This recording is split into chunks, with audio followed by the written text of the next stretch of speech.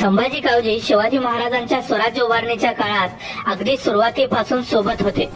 संभाजी कावजी, रघुनाथ बल्लाळ सबनीस, कान्होजी नाईक, शेळीमकर देशमुख, बांदल देशमुख आणि स्वतः महाराज या सर्वांनी मिळून 1656 साली जावळीच्या मोऱ्यांच्या विरुद्ध मोहीम फत्ते केली होती। संभाजी कावजी शरीराने अर्धांड पण त्याच वेळी अतिशय मुत्सद्दी असे वीर होते। चंद्रराव मोरे यांच्या निपातानंतर चंद्ररावाचा भाऊ हनुमंतराव मोरे याला संपवणं स्वराज्याची गरज होऊन बसली होती।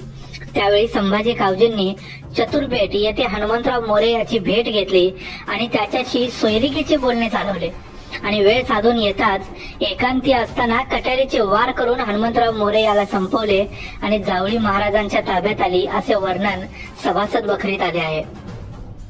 अफजल खान स्वराज्यावर चालून आल्यावर देखील अफजल खानाबरोबर चाललेल्या वाटाघाटींमध्ये संभाजी कावजींचा सहभाग होता। खानाच्या भेटीच्या प्रसंगी शिवाजी महाराजांनी सोबत घेतलेल्या 10 अंगरक्षकांच्या मध्ये संभाजी कावजी देखील होते। खानाने दगा करताच शिवाजी महाराजांनी त्याचा कोथळा बाहेर काढला। त्यावेळी जखमी अवस्थेतल्या खानाला पालखीत घालून नेणाऱ्या भोयांचे पाय संभाजी कावजींनी तलवारीच्या एका वारातच सोडले होते आणि त्यानंतर अफजल खानाला पकडून त्याचे शीर कलम केले होते आणि ते शीर घेऊनच तो महाराजांच्या समोर आला। अतिशय मुत्सद्दी आणि शूर असलेल्या संभाजी कावजींनी शिवरायांचा विश्वास खूप लवकर संपादन केला। भालदार असलेल्या संभाजी कावजींना शिवाजी महाराजांनी चाकण येथील पागेवर अधिकारी म्हणून नेमले। शाहिस्ते खान आपली लाखोची सेना घेऊन महाराष्ट्रात आला असता त्याने चाकणच्या संग्राम दुर्गावर आपली नजर टाकली। किल्लेदार फिरंगोजी नरसाळा यांनी 55 दिवस किल्ला लढवला। अखेर ऑगस्ट 1660 मध्ये किल्ला शाहिस्ते खानाने जिंकला। शाहिस्ते खानाची ताकद आणि शाहिस्ते खानाचा वाढता जोर पाहून ज्या काही मराठ्यांची नियत फिरली त्यांच्यापैकी दुर्दैवाने एक होते संभाजी कावजी स्वतः।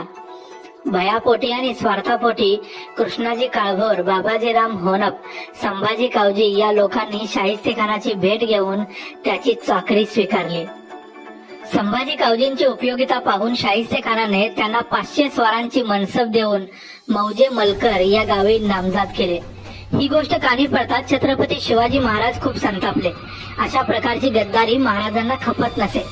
त्यात संभाजी कावजी महाराजांच्या खूप जवळ असल्यामुळे स्वराज्याबद्दल खूप काही जाणून होते। शिवाजी महाराजांनी सरनोबत प्रतापराव गुजरांना आज्ञा दिली की संभाजी कावजींचा कायमचा बंदोबस्त केला पाहिजे। त्याप्रमाणे प्रतापराव गुजरांनी आपल्या सेनेसह मौजे मलकर या गावी तैनात असणाऱ्या संभाजी कावजी यांच्यावर हल्ला केला। संभाजी कावजींनी आपल्या सेनेसह हा हल्ला परतवण्याचा प्रयत्न केला पण प्रतापरावांच्या हल्ल्यापुढे त्यांचा टिकाव लागला नाही। अखेर एप्रिल 1661 ला प्रतापरावांनी महाराजांच्या आज्ञेप्रमाणे संभाजी कावजींना युद्धात ठार केले। एका शूरवीर मराठा सरदाराचा त्याच्या डळमळलेल्या निष्ठेमुळे अकाली शेवट झाला। महाराजांना जे स्वराज्य निर्माण करायचं होतं ते स्वराज्य निर्माण करण्यात संभाजी कावजींनी आपला हातभार लावला पण त्यांची दृष्टी मर्यादित राहिली। स्वतःचा स्वार्थ हा त्यांना जास्त महत्वाचा वाटला। आपल्या स्वतःच्या स्वार्थापायी आपण मोगलांचं राज्य आपल्याच लोकांच्यावर लादतोय हे त्यांच्या लक्षात आलं नाही। त्यामुळे शिवाजी महाराजांनी संभाजी कावजींचा जो शेवट केला तो अगदी बरोबरच केला असं म्हटलं पाहिजे। हा होता संभाजी कावजींनी केलेल्या गद्दारीचा इतिहास।